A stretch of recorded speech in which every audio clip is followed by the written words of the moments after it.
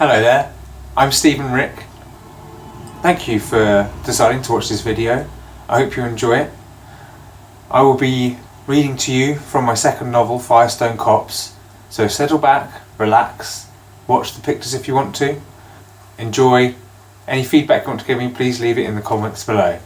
As I, Stephen Rick, read to you from my second novel, Firestone Copse.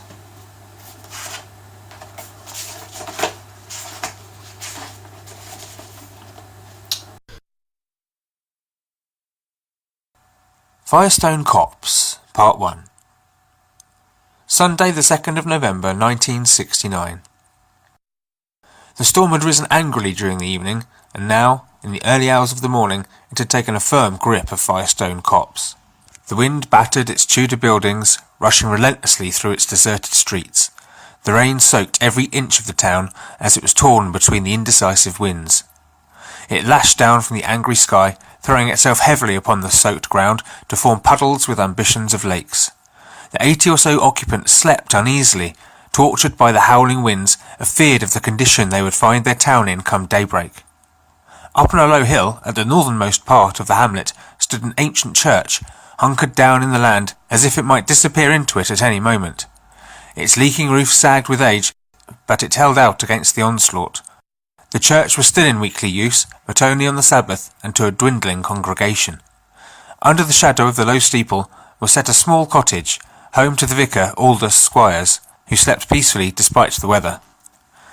If you stood at the back door of the vicarage and looked out toward the graveyard, you would see a barrier of angry trees fighting against the wind. They form an encroaching wood that surrounds the buildings of the town in a ring of trunks and unkempt undergrowth. The wood around the town is only broken by the few roads that sweep through it, allowing people to dash through without needing to stop, without needing to pay any mind to the old buildings or the people that make them their homes. The trees trap the town of Firestone, but they also protect the outside world from its secrets. In the darkest hours of night, a car struggled along the main road towards Firestone, the driver battling to control it against the storm. He pushed his spectacles a little further up his nose and squinted out at the abysmal weather.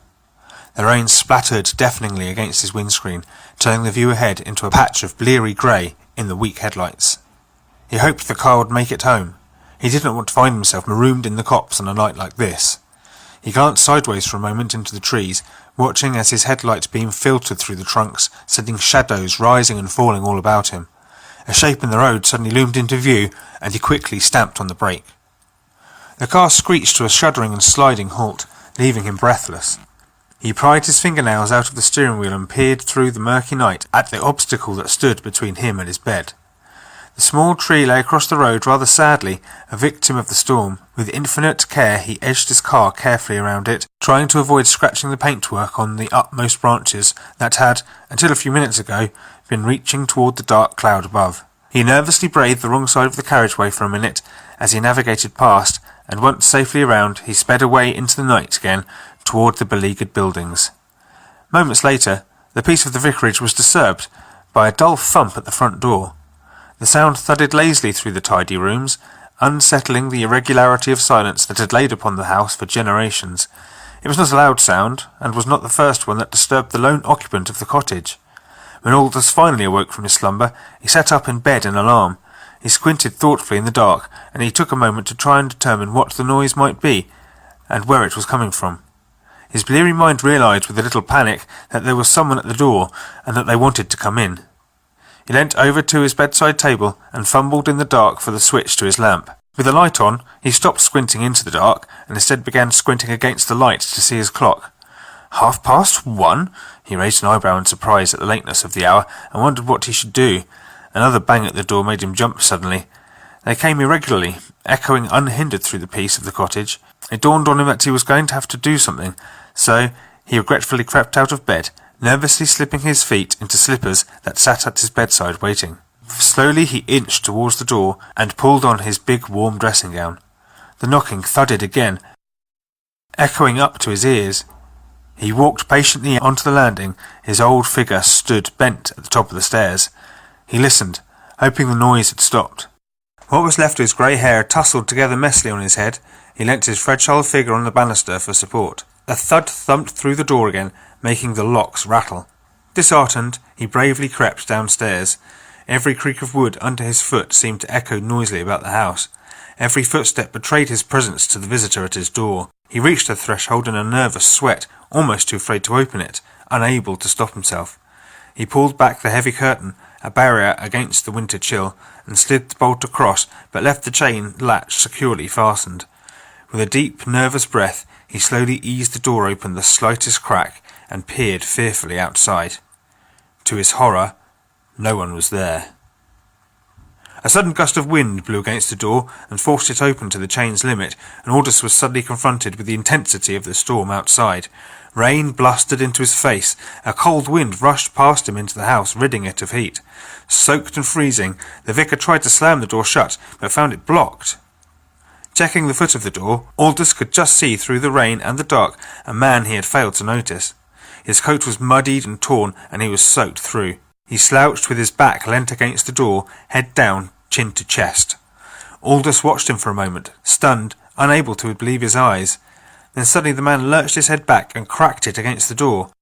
The noise shattered through the cold to the vicar's ears. The man suddenly realised the vicar's presence and looked up gingerly to face him. "Oh, you're in," he said gratefully, his voice croaking almost inaudibly against the storm. He then lost consciousness and slumped onto the porch. The vicar studied him for a moment, trying to decide what to do. The man wasn't young. He guessed perhaps in his 50s, but looking old for it. He had a prominent moustache and a fresh beard sprouting from his cheeks. He was pale, almost grey, and looked very ill.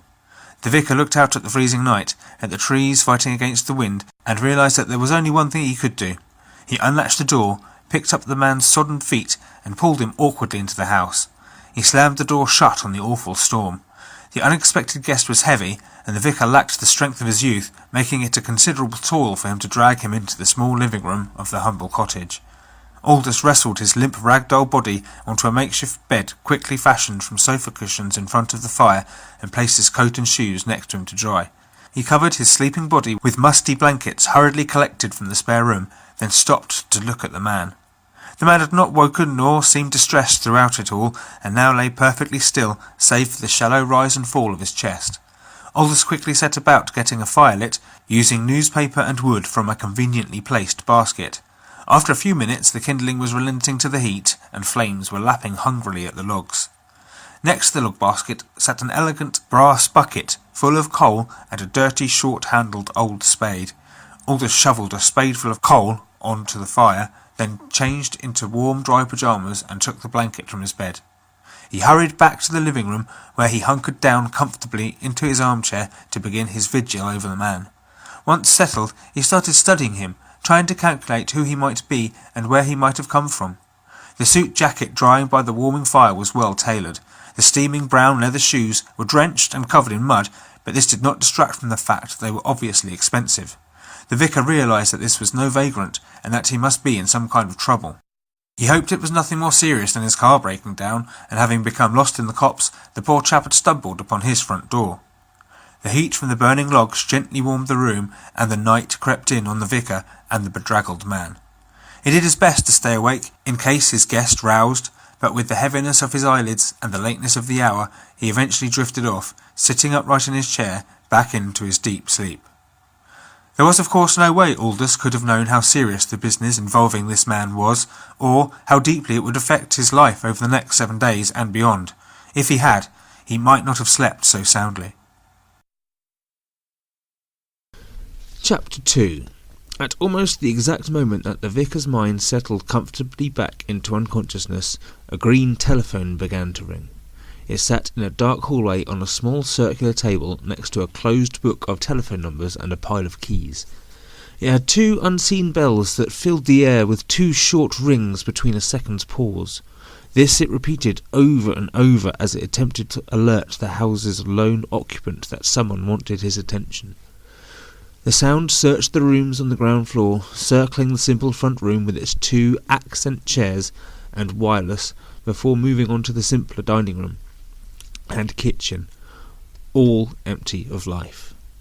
Boxes sat piled against walls or stacked in corners collecting dust, their contents awaiting a more permanent home. The ringing echoed upstairs through the bathroom, undaunted by the lack of attention it was receiving. It drifted solemnly into the bedroom and found its way to the sleeping Constable Drew Gates. He slowly woke, unwilling at first, but his mind recognised the sound and differentiated it from dream, and he forced himself awake from his disturbed sleep. He hurried out of bed, foregoing the slippers and dressing gown, to rush downstairs to the telephone. On lifting the receiver, the bell stopped ringing, leaving a ping sustained in the air as he caught his breath. "Yes?" he asked the mouthpiece, surprised at how sleepy he sounded. "What took you so long?" came the angry reply. Drew didn't recognise the voice at first. His mind was not fully awake. He slowly put a face to the gravelled tone, and his heart sank a little. It was Sergeant Banks, his superior. He took a moment to think of the right question to ask. "Sarge, is everything all right?" He knew something must be up, else he wouldn't be receiving a call at this hour. It was not the question he really wanted to ask this man, but circumstances made communicating with Sergeant Banks a delicate game. Drew followed orders and didn't ask questions, hoping to merge unnoticed into the small force he had recently joined. "I've just taken a call from the Major. He says he nearly landed his rolls into a fallen tree." Banks' accent denied the fact he hadn't set foot in a farmyard since he was a boy. "It's on Beeper Chute, just past the sharp left out of the copse. Reckon you can get up there and clear it before morning?" The question was not phrased as a request, but as a command. There was a clear air of superiority in the sergeant's voice. He spoke of the matter slowly, as if he were discussing the milk yield of cows or a bad crop of wheat. His anger at Drew's delay to answer his call had passed as quickly as it had arrived, and Drew's mind raced despite the hour. Clearing trees was not the work of a policeman, and should rightly be given to Nettlestone's Highways Department, even if it couldn't wait until morning.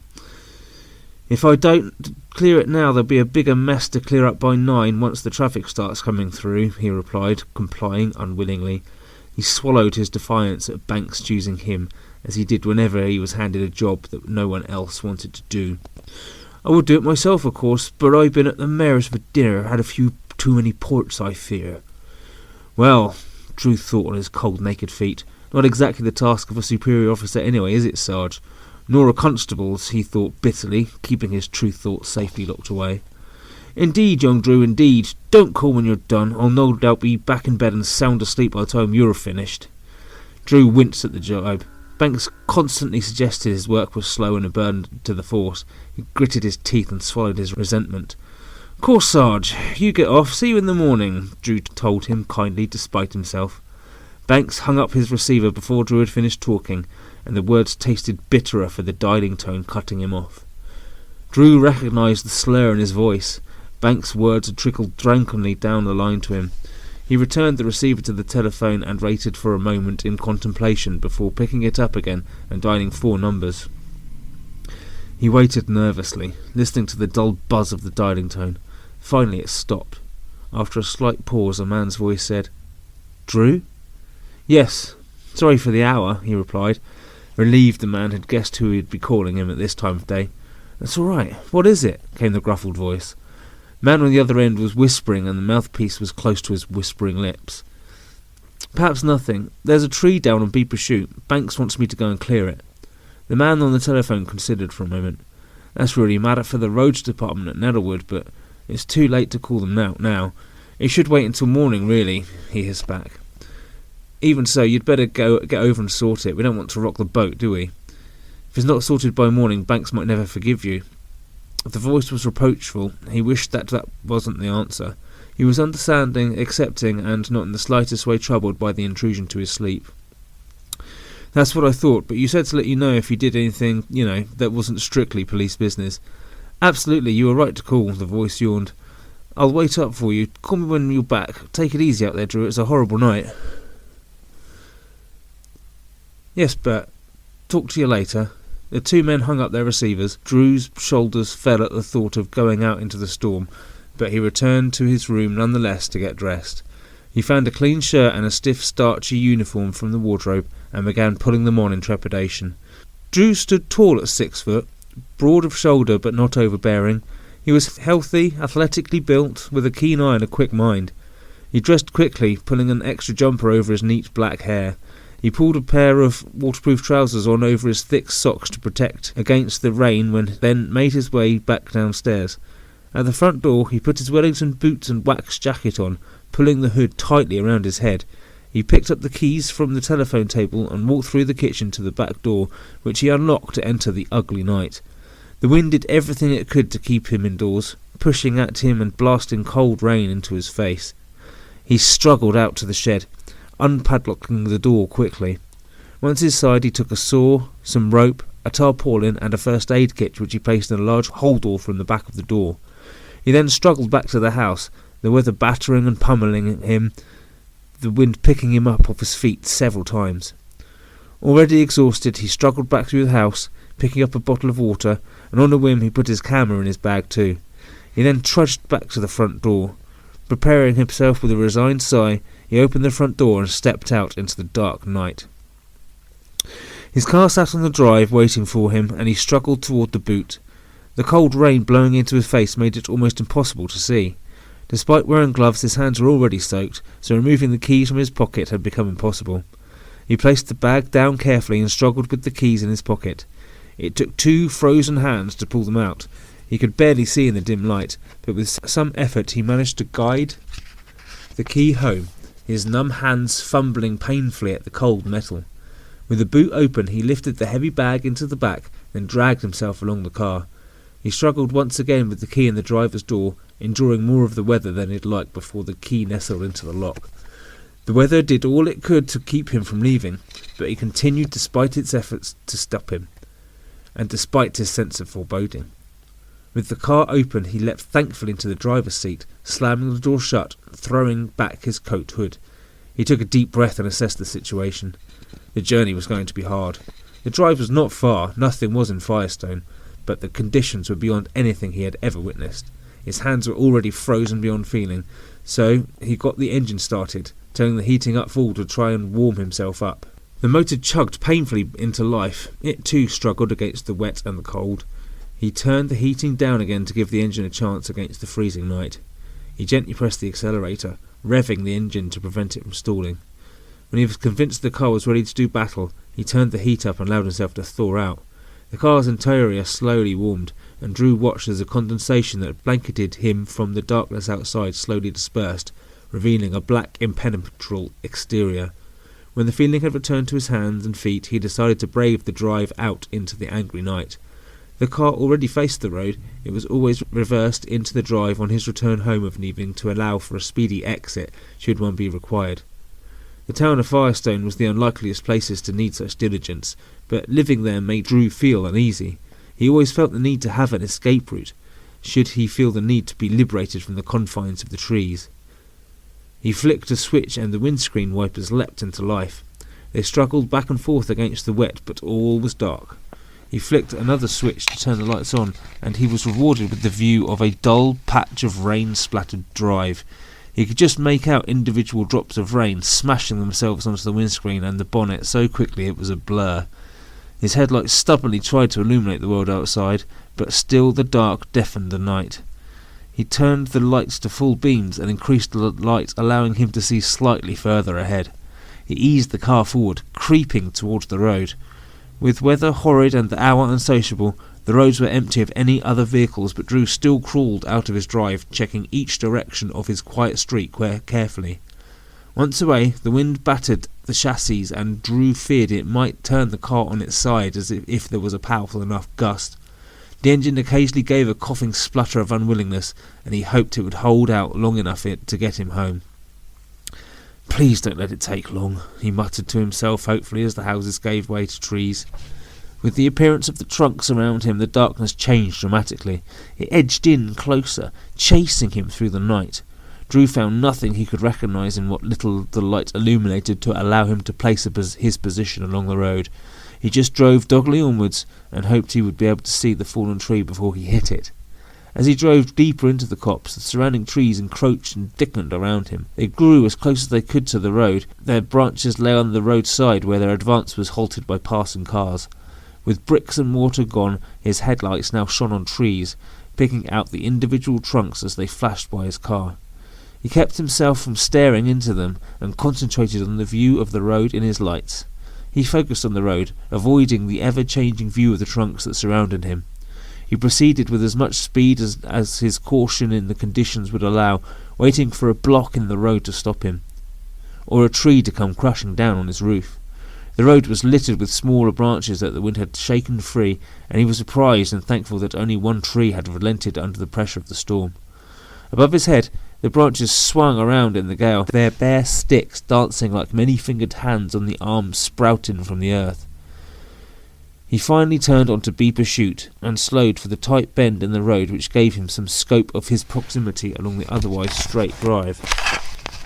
He turned closely around the corner and had just started to gain some speed again when suddenly the tree emerged through the night and appeared in his headlights. He quickly applied the brakes, bringing the car to a controlled halt. He peered over the bonnet to assess the tree and how much work awaited him. Luckily, the trunk was still young, bigger than a sapling, but only just. He was relieved to find it so small. He had imagined something much bigger and more difficult to remove. He switched on the blue flashing light and it began revolving around the trees, slicing through the dark. He didn't waste a second. He took a deep breath, pulled his hood tightly over his head, and opened the door. Immediately the onslaught was upon him, and he had to battle it to force the door open. Once out, the storm battered his waterproofs with an icy wind laced with balls of freezing water. A rumble of thunder in the distance shook his bones. He struggled through the wind to the boot and opened it up, taking the saw from his bag. He laid the tarpaulin out on the back, then turned to face the tree. He felt a strange surge of adrenaline as he headed into the road and with saw in hand. He ignored the wind and the rain, building a tolerance to it. The flashing blue light bounced among the trunks, unhindered by the conditions it sped around them, illuminating every corner of the scene for an instant as it rotated around and around. The trees rushed and soared in their gale. The roar of their branches and of the rain pummeling their trunks was deafeningly loud, assaulting his eardrums from all directions. He very quickly robbed the trunk of its branches, most of which were still thin and spindly from immaturity. Once free from the main body of the tree, he deposited them in a ditch by the side of the road. The roots were still partially in the ground, and with some effort he sawed through the main bulk of the trunk close to the base. He then moved on to the rest of the trunk, which he resolutely sawed into 3 parts, pleased with his assumption that they would make excellent firewood when dried out. With some struggle he managed to get the pieces back into his car and into the boot. He took the water and the towel from his bag and climbed back into the driver's seat breathed a deep sigh of relief, checking his watch. 2:30. The operation had taken him little over an hour and left him hot and tired. He took a long, grateful swig of the water and opened up his waterproof to try and cool down a little. The car began to steam up, so he opened a window and with a deft turn of the handle, letting in cold air and rain. He actually relished the coolness of the air, after working up such a sweat battling against the tree and the elements. Now that the road was clear, he just wanted to be back in bed again. The blue light rolled around and around the scene, highlighting shapeless nothings in the darkness, picking out trees that seemed to have moved since its last fleeting visit. Drew shuddered under the intensity of the night. The woods looked and felt like they were crawling, moving towards him, always trying to reach him. He had managed not to think about them when he was outside, but now he was back in the relative safety of his squad car, he felt brave enough to try and peer between their trunks. He expected at any moment to see something horrible appear from them, though he knew not what. Finally, the fear became too great, and he decided to leave them behind in favour of home. Despite having seen no other traffic since he began his journey into the night, he did not want to risk turning the car around so close to the bend. He drove the car along the road a little to move a safe distance away from the corner, and he was glad he did, as after just a few seconds 2 lights appeared suddenly in his mirror. He glanced up to see what the lights were, and what he saw caused him to slam the brake and stare at what he saw in his mirror. The lights were stationary, and not at headlight height as he had expected, but closer to head height. They had appeared in the spot he had just driven past, which was now about 10 yards behind him. Drew did not take his eyes off of his mirror, trying to make out what the lights were attached to. He turned to look through the rear window, but the lights vanished. He physically jumped with surprise. He turned in his seat to face the front again, and the lights were once again visible in the mirror. This was disturbing enough, but he couldn't shake the feeling of being watched. The lights floated in the air, and were shaped like eyes. He approximated them to be the size of rugby balls, and it was hard to tell with no scale for comparison. He slowly and unwillingly put his car into reverse. He was no longer in control of his actions. Fear had flown him, and now his mind became ruled by his investigative nature. He told himself there was a rational explanation, and that he was going to have to find out what that explanation was. He lifted the clutch, and the car slowly trundled backwards towards the lights. He remained focused on the mirror, trying to work out what they were, hoping it could become clear before he reached them. As he approached, they began to move sideways into the trees. They retained their forward-facing position, facing him. They stared continually as they disappeared into the undergrowth. Drew let out a sigh of confusion as to what the lights could be, and fear began creeping into his mind again. Despite this fear, he knew he had to follow them, no matter how great the ominous foreboding that filled him. When the car reached the spot where he guessed the lights had entered the trees, he brought it to a halt. The dark and the wind and the rain all continued unabated outside, lashing at the window as if nothing untoward was happening. It was hard to tell if it was the position, but as Drew peered into the darkness, he was able to just discern a thin break between the trunks that led deeper into the canopy. This, he decided, had to be the path the lights had taken. To his relief, the gap was large, almost the width of a bridleway, and not wanting to venture into the woods on foot, he pulled his car off the road and peered into the meagre view afforded him by his headlights. Ahead, an overgrown track made its way into the gloom of the trees. Though he could no longer see the lights, he pressed the car on, leaving the road behind. The wheels skidded and slid as they tried to find a path across the grass and mud into the trees. The gap was just big enough to squeeze the car through it. He entered the trunks and was swallowed by the trees. As he descended deeper into the gloom, branches from the undergrowth scraped noisily along the sides of the car. They reached at it like fingers, trying to stop him going any further, trying to hold him back, but never finding a grip. Low-hanging branches, leaves, and the occasional squalor of heavy rain was all he could see in his path. Brambles reached across his windscreen, and he worried they might become caught in the towing and throwing of his windscreen wipers, but suddenly the trees and brambles were gone, and the view ahead cleared. Illuminated in his headlights, he found a clearing in the woods. The trees gathered, jostling for space around the edge as if frightful to step out from their crowded safety. The clouds raced overhead, being dragged across the sky in a torrent of bulbous, unfathomable shapes, just visible in the dark. The car began to go downhill, slipping and sliding as it did. Drew pressed on the brakes, but there was no grip for the wheels, and the car skidded through the mud. He tapped on the pedal quickly to try and stop it from skidding any further, but in the thick mud it made no odds. He was unable to regain control, and the car slid sickeningly downward. The centre of the opening descended on a shallow angle to a dip in the ground. When the car reached the centre, it slid to a sickening halt. Drew put it into reverse, but the wheels simply spun in the gloopy brown mess. He was stuck. He cursed himself for being so foolhardy as to take the car into the woods. His actions suddenly seemed ridiculous now that he was stuck. He prepared himself for the storm, and once more opened his door to face the elements. However, as he exited, he was surprised to find the air outside to be calm and still. Though the tops of the trees shook and swayed in the ruckus, he found himself in a bed of tranquillity. Their swishing and swaying filled the air with noise, and he likened it to an angry sea beating ceaselessly against a stony shore. He marvelled at the cloud, spinning about the sky above him, making an almost perfect circle around the clearing he had discovered. His mind turned to the lights that had brought him down into the squalor, and despite himself, he looked to search for them. He swallowed his fear and trepidation, ignoring the voice in his head that told him to stay in the car and fight his way out of the mire. The eeriness of the clearing, the sensation of the trees creeping around the edge, did little to settle his mind. There was not a drop of rain falling here, not a sound other than the bare trees battling the wind. He scanned the area in the headlights, but all was mud and puddle. As he waded through the ankle-deep mud, his torchlight flashed around the area. His mind turned the shapes in the mud into hidden assailants waiting for him to step close enough for ambush. He apprehensively braved the slippery walk to the perimeter of the trees and shone his torch to light up the inside of the wood. All there was to see was bark. His torchlight could not penetrate further than a few yards due to the density of the trees. He tried to think of what the lights might have been, telling himself they were a sliver of moonlight peeking through the clouds and reflecting in his mirror, his tired eyes doubling the image. He shook his head, trying to rid himself of fear. Every atom in his body willed him to get back into the car, as if the marooned vehicle would offer some sanctuary from the unseen danger that an ethereal voice was telling him was there, but was undetectable.